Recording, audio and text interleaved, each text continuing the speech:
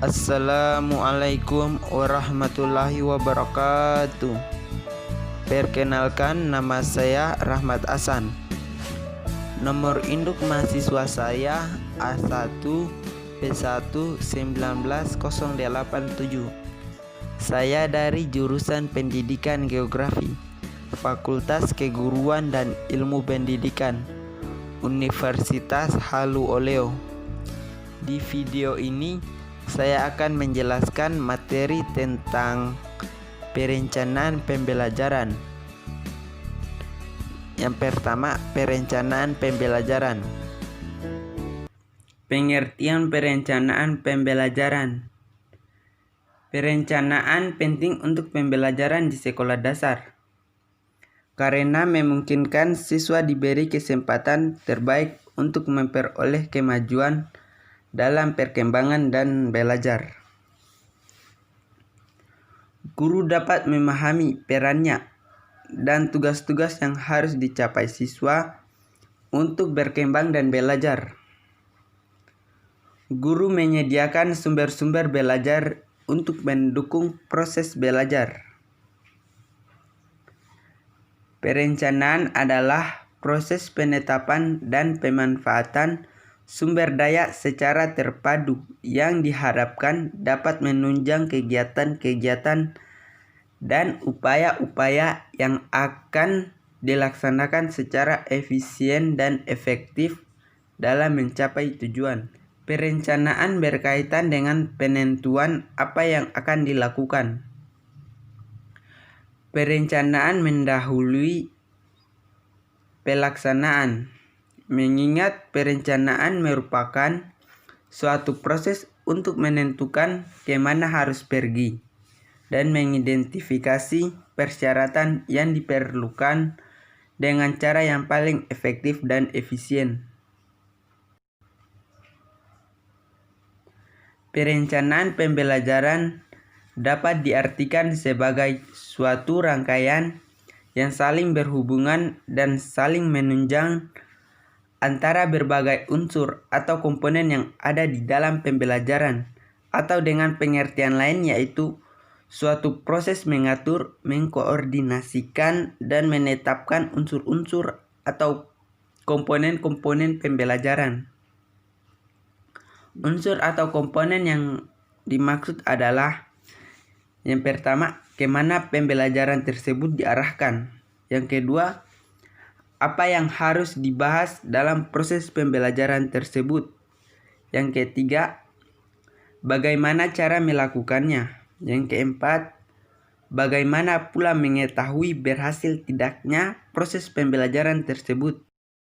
Perlunya perencanaan pembelajaran. Upaya perbaikan pembelajaran ini dilakukan dengan asumsi sebagai berikut. Yang pertama, untuk memperbaiki kualitas pembelajaran, perlu diawali dengan perencanaan pembelajaran yang diwujudkan dengan adanya desain pembelajaran. Yang kedua, untuk merancang suatu pembelajaran, perlu mendekatkan sistem. Yang ketiga, perencanaan desain pembelajaran diacukan pada sebagaimana seorang belajar. Yang keempat, untuk merencanakan suatu desain pembelajaran diacukan pada siswa secara perorangan. Yang kelima, pembelajaran yang dilakukan akan bermuara pada pencapaian tujuan pembelajaran. Dalam hal ini akan ada tujuan langsung pembelajaran dan tujuan pengiring dari pembelajaran. Yang keenam, sasaran akhir dari perencanaan desain adalah mudahnya siswa untuk belajar. Yang ketujuh, perencanaan pembelajaran harus melibatkan semua variabel pembelajaran.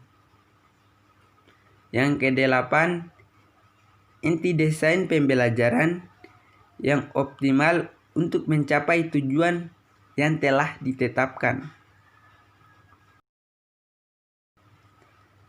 Tujuan dan fungsi perencanaan pembelajaran.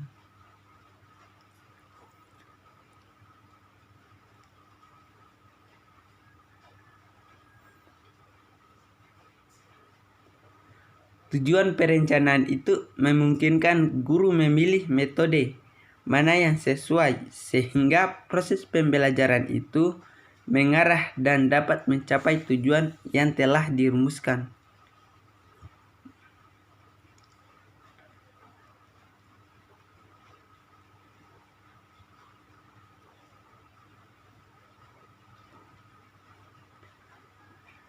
Terdapat juga beberapa fungsi yang dikemukakan oleh Omar Hamalik bahwa pada garis besarnya perencanaan pembelajaran berfungsi sebagai yang pertama, memberi guru pemahaman yang lebih jelas tentang tujuan pendidikan sekolah dan hubungannya dengan pembelajaran yang dilakukan untuk mencapai tujuan itu. Yang kedua, membantu guru memperjelas pemikiran tentang sumbangan pembelajarannya terhadap pembelajaran tujuan pendidikan. Yang ketiga, menambah keyakinan guru atas nilai-nilai pembelajaran yang diberikan dan prosedur yang digunakan. Yang keempat, membantu guru dalam rangka mengenal kebutuhan-kebutuhan siswa, minat-minat siswa, dan mendorong motivasi belajar. Yang kelima, mengurangi kegiatan yang bersifat trial dan error dalam mengajar dengan adanya organisasi yang baik dan metode yang tepat. Yang keenam, membantu guru memelihara kegirahan mengajar dan senantiasa memberikan bahan-bahan yang up to date pada siswa. Prinsip-prinsip perencanaan pembelajaran. Prinsip-prinsip perencanaan pembelajaran secara umum yang meliputi 1. Menetapkan apa yang mau dilakukan oleh guru, kapan dan bagaimana cara melakukannya dalam implementasi pembelajaran. Yang kedua, membatasi sasaran atas dasar tujuan instruksional khusus dan menetapkan pelaksanaan kerja untuk mencapai hasil maksimal melalui proses penentuan target pembelajaran. Yang ketiga, mengembangkan